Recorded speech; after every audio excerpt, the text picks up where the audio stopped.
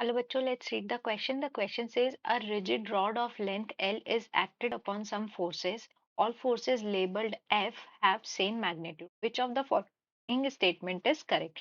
तो इस क्वेश्चन में हमारे पास एक रिजिड रॉड है जिसका हमारे को लेंथ L दिया हुआ है, जो कि उस पर हमारे पर्टिकुलर कुछ फोर्सेस अप्लाई हो रहे हैं। सारे फोर्सेस हमारे लेबल करके रखे हैं उनने और सबकी वैल्यू क्या है, सेम है। तो हमको ये बताना है कि कौन से स्टेटमेंट करेक्ट है। अगर हम स्टेटमेंट देखें तो यहाँ पर ये पूछा जा रहा है कि किन दो केसेस में हमारा जो नेट टॉर्क है वो नॉन जीरो होगा।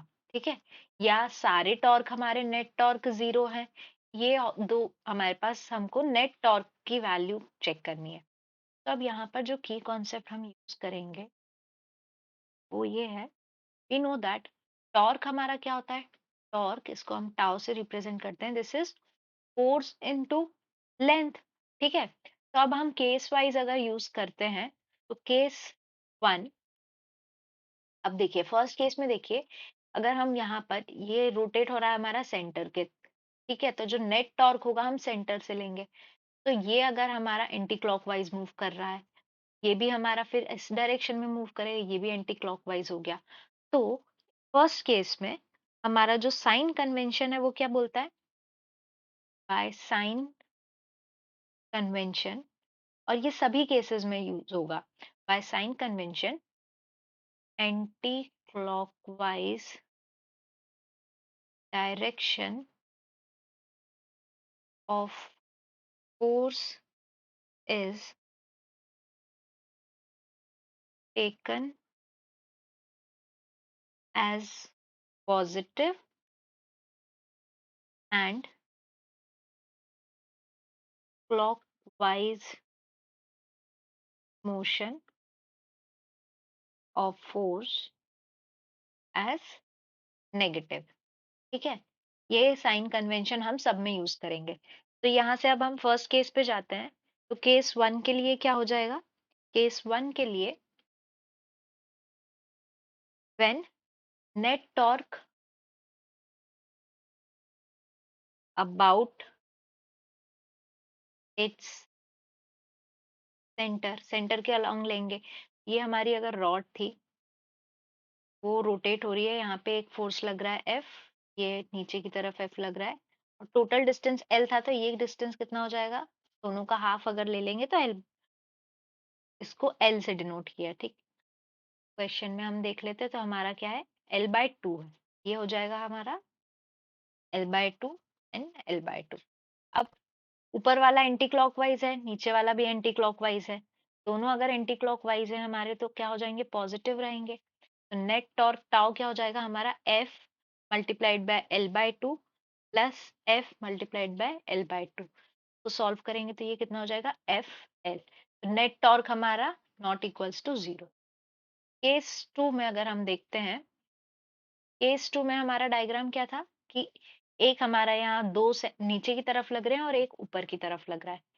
तो ये हमारी रॉड है, ये सेंटर है, एक फोर्स हमारा ऊपर की तरफ है, ये एक नीचे और ये एक नीचे। ये हमारा हो गया L by four distance, this is also L by four, और ये कितना हो जाएगा, ये एल बाय टू हो गया। ठीक है, तो अब ये हमारा दिस इज एंटी क्लॉकवाइज। ठीक है, ये वाला कैसा है, ये भी हमारा एंटी क्लॉकवाइज और ये भी एंटी क्लॉकवाइज, दोनों हमारे एंटी क्लॉकवाइज करेंगे। सो यहाँ से नेट टाउ कितना हो जाएगा हमारा, net torque tau is equals to कितना हो गया, ये दिस इज एफ, क्योंकि पॉजिटिव दोनों एंटी क्लॉकवाइज, तीनों एंटी क्लॉकवाइज है, F multiplied by L by two plus F multiplied by L by four plus F, यहाँ पर ये एल बाय टू है डिस्टेंस सेंटर से, क्योंकि नेट टॉर्क अबाउट सेंटर है, एफ मल्टीप्लाइड बाय एल हो जाएगा, एल बाय टू हो जाएगा, क्योंकि एल बाय टू डिस्टेंस। तो ये इसको सॉल्व करेंगे तो इसकी वैल्यू आ जाएगी हमारी F L one by two plus one by two plus one by four, this is equals to, ये हो जाएगा हमारा five by four F L, ये भी नॉन जीरो हो गया। अब हम केस 3 ले लेंगे। केस 3 में हमारा क्या दिया हुआ है? केस 3 में अगर हम डायग्राम देखें तो ये अगर हमारा एंटी क्लॉकवाइज है, ठीक है, ये क्या हो जाएगा? ये क्लॉकवाइज आ जाएगा। ये क्लॉकवाइज है एंड ये हमारा फिर ये इस डायरेक्शन में लगेगा तो ये हो जाएगा एंटी क्लॉकवाइज, और ये इस डायरेक्शन में लगेगा, ये हो जाएगा क्लॉकवाइज। ठीक है, दो एंटी क्लॉकवाइज है और दो क्लॉकवाइज है हमारे। तो अब ये देखिए, यहाँ से डायरेक्ट भी हम देखते हैं तो एंटी ये और ये इसको कैंसिल कर देगा, ये और ये इसको कैंसिल कर देगा, यानी कि नेट जी हमारा टॉर्क क्या हो जाएगा? जीरो हो जाएगा। केस 3 का अगर हम लेते हैं, केस 3 में नेट टॉर्क अबाउट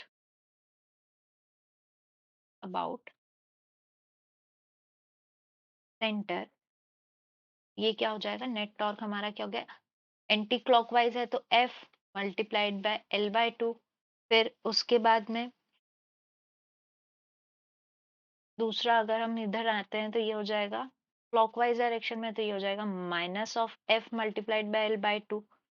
फिर एक क्लॉकवाइज में F इंटू L/4 क्योंकि बीच में था, और ये माइनस F इंटू L/4। तो नेट क्या हो गया हमारा? जीरो, यानी थर्ड केस में हमारा नेट टॉर्क नॉन जीरो रहेगा। तो अब अगर ऑप्शंस हम अगर चेक करते हैं तो first and second cases will have non zero net torque acting on the rod about it centre, तो ये ऑप्शन हमारा सही है। सेकंड थर्ड में नॉन जीरो नहीं, थर्ड में हमारा जीरो है। फर्स्ट थर्ड में नॉन जीरो, तो थर्ड वाला तो ऑप्शन ही नहीं है, तो बी और सी तो कैंसिल हो गए। एंड ऑप्शन डी क्या बोल रहा है? The net torque is zero in all cases, तो ऑल केसेस में तो है ही नहीं। हमारा आंसर क्या आ गया? Answer is option A. तो answer is option A. I hope you understood the question well. Best of luck.